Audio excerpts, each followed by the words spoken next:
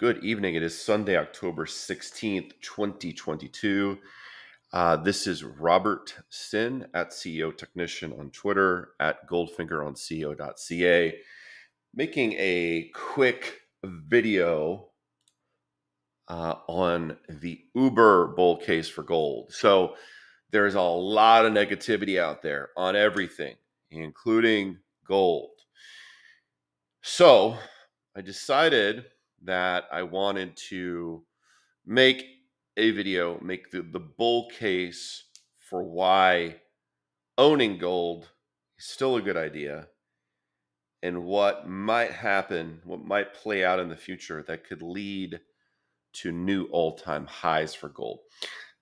If you find value in this video, if you find value in anything the content I create, please follow me on YouTube, subscribe to my channel, hit the like button on this video, follow me on Twitter, co.ca, so you don't miss anything that I post. So let's get right to it. First, let me give you the bad news. The bad news for gold is that, well, it's not having a good year, and it's down. It's on its way to a 7th consecutive losing month. And if we look at the monthly chart or even the weekly chart, you can see a pretty clear double top up here. Also, the weekly chart, you can see that it printed a very large red candlestick last week. Relative strength, it's in bearish territory, but not yet oversold. There's really no evidence of a bottom here in the gold in US dollar chart. So yeah, that's the bad news. The bad news is that gold could still head lower in the near term. It could even drop under $1,600 by the end of the year. I think that's totally possible. I don't know what is going to play out or how it's going to play out exactly, but technically speaking, the gold in US dollar terms chart doesn't look great on pretty much any time frame. On the monthly chart, it would be really good if gold managed a stick save here in the final couple of weeks of October and closed back above 1700. That would be encouraging, because what it would mean is that the 50-month moving average was tested and price did not close under the 50-month moving average. So that would be a really positive sign. So still time left for the monthly chart to stay bullish, but we still have this big double top looming over us. So that's the bad news.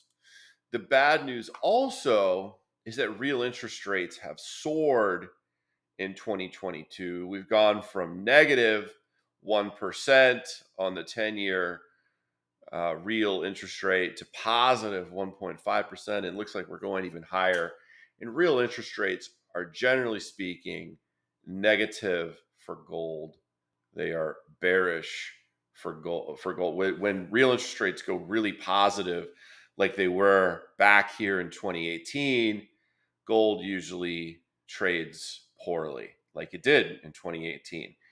Obviously, as real interest rates went more negative into 2020 and sort of reached very negative in August of 2020, that's when gold peaked. Gold was over $2,000 an ounce when the real 10-year yield went lower than negative 1%, right? So those are the bad news. Now, what's the point of owning gold? Why should we even think about gold or be interested in gold? Well, number one, it's a timeless store of value. When you hold a 1-ounce gold coin or a 100-ounce gold bar in your hand, it's a special feeling, and you realize why gold is special, why gold has been a timeless store of value for humanity for thousands of years. Okay, but in 2022, gold is trading on a global market, and it's a financial instrument. It's a financial asset. So let me make an attempt to make the uber bull case for gold. So we start out, Europe is in recession. They're having an energy crisis.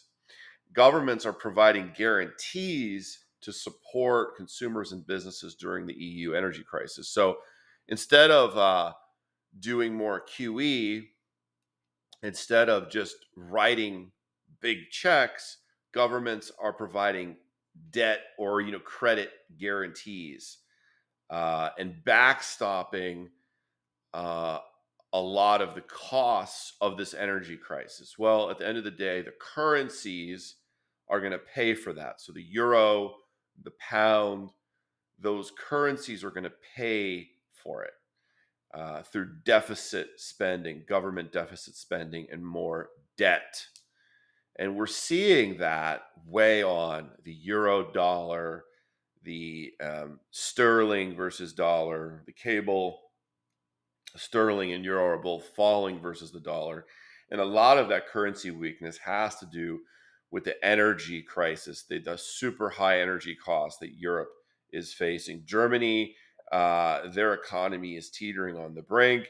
And after, having a current account surplus, a trade surplus forever, basically, Germany has a current account deficit. So if the strongest economy in Europe is faltering, then all of Europe is certainly faltering and in recession, right?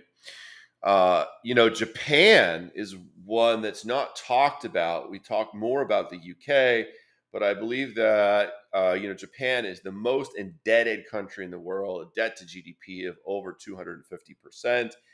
And the Japanese yen has gone from 100 to almost 150 yen to the dollar in the last year or so.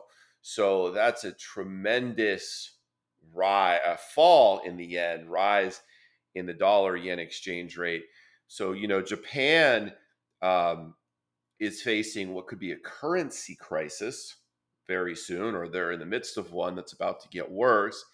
And inflation is rising while their economy is still relatively stagnant. So, Japan could be dealing with stagflation, which is high unemployment, rising unemployment, high inflation, and stagnant economic growth in the midst of a currency crisis. Now, that's a formula for owning gold. People will flee the currency and they will trade everything to own the timeless store of value with no counterparty risk, which is gold. And, Japan is a very large economy, very integral cog in the global financial system. And usually, if there is a financial crisis, a currency crisis there, the Japanese yen will suffer, but all of the countries that trade, with the Japanese that have exposure, debt, debt exposure will also suffer. It won't be a limited crisis to just one country. It will likely spread. And that's another reason to own gold, store of value, and also a safe haven. The Fed's monetary policy tightening cycle, this rapid increase in interest rates, is about to kill the US housing market. I know that the housing prices, the national average housing price, really isn't showing it yet, but I bet it will. Just give it a few more months. If we look at the stock market, the home builders, ETF, it's down basically 40% from its late 2021 high. Stock market, home building stocks, REITs are definitely leading indicators of the real estate market, the real, housing market. So we're likely to see a construction slowdown, projects halted, basically a bit of a freeze in housing with the 30-year fixed mortgage rate spiking above 7% last week. That's going to be a real problem for housing. And the housing market, housing as an industry is the largest part of the US economy. A huge amount of jobs tied to housing, whether it's mortgage underwriting or real estate agents or, construction, remodeling, you name it. Housing is a huge segment of the US economy. And if that rolls over, we're going to see the unemployment rate spike and the economy move into a recession. You can guarantee it, right? So that is looming over the horizon in early 2023. Also, emerging markets suffering from really strong dollar, all the debts that these countries, these economies have borrowed in dollars, they are going to be increasingly challenged to repay due to the strength of the dollar. So we have a crisis, Japanese crisis brewing, UK crisis brewing, Eurozone crisis brewing, emerging markets crisis brewing, US housing market about to roll over. It's just one powder keg after the next. And that's not to mention even the war between Russia and Ukraine, right? So there's a lot of powder kegs that could explode out there. And once housing rolls over, as I said, we're going to see the unemployment rate spike, and the Fed is going to find itself trapped because even if inflation is still above their 2.5% target range, they're going to have to ease because they do have a dual mandate, and full employment is obviously their most important mandate. Financial repression is needed to reduce debt globally. So basically, central banks need to make sure that interest rates are under the inflation rate and the economic growth rate. If the overnight lending rate, if bond interest rates are above the rate of inflation and economic growth in an economy, that's a positive real interest rate environment that makes it extremely difficult for debtors to repay, and the debt burden becomes that much heavier. Well, there's over $300 trillion in total global debt. And it's probably even more than that, but that's just a ballpark number. That's a massive, massive number that none of us can even wrap our brains around. Uh, Positive real interest rates are not viable for any real length of time with that big a pool of debt floating around. So financial, repression is absolutely needed, and it will be continue. It will continue to be the playbook in the U.S., the Eurozone, and throughout the world, especially in the more heavily, indebted countries. Uh, Countries that oppose or challenge the U.S. and the U.S. dollar system, namely Russia, China, even Turkey, these countries will continue to hoard gold. They will continue to accumulate gold to backstop their currencies. Nobody will trust or want to accept a ruble unless they know that Russia has a huge amount of gold backing that ruble.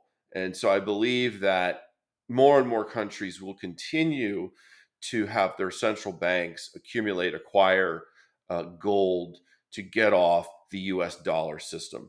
War and deglobalization, which is absolutely happening today. We are seeing deglobalization on a very rapid scale, onshoring of manufacturing, et cetera, et cetera. It's inflationary because instead of having the widget manufactured in a weak economy with a country with a weak currency, now it's going to be manufactured in the US or Canada or even Mexico, much higher cost economies where you have to pay people a lot more, and that's inflationary. Uh, the combination of that and the massive global debt load means that central banks won't be able to tighten as much as they've done in the past. So, Volcker's talked a lot about the raising interest rates to 20% in the early 80s is talked about. And what if? I mean, obviously, if the Fed is going to raise interest rates even 10%, gold is going to get clobbered. Everything's going to get clobbered. The S&P will go to 1,000. It'll be a disaster. Okay, no doubt. They can't do it. They just can't do it. It's not feasible. So they're going to have to deal with stubbornly high inflation because of the amount of debt out there. They cannot tighten too far. Already, the Treasury is facing a bit of a crisis because if we're going to have the Fed funds rate at 4.5% or 4.75%, at the end of this year, then suddenly the interest on the national debt is that much greater and creates that much bigger of a deficit, an annual deficit that the Treasury has to deal with and try to fund. That creates more debt that has to be, issued. They need to find even more buyers for that debt. It's a vicious feedback cycle. It's a vicious loop, right? So the Fed is almost at the absolute maximum they can do as far as tightening. I believe that the absolute ceiling for the Fed funds rate is 5%, and they might not even get to 5%.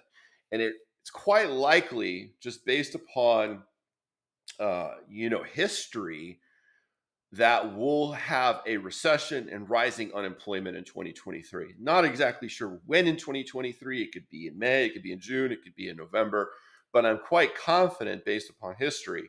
When the yield curve is as inverted as it is now, historically, a recession is usually 12 to 18 months away, maybe even closer than that. So the yield curve inverted about 4 months ago.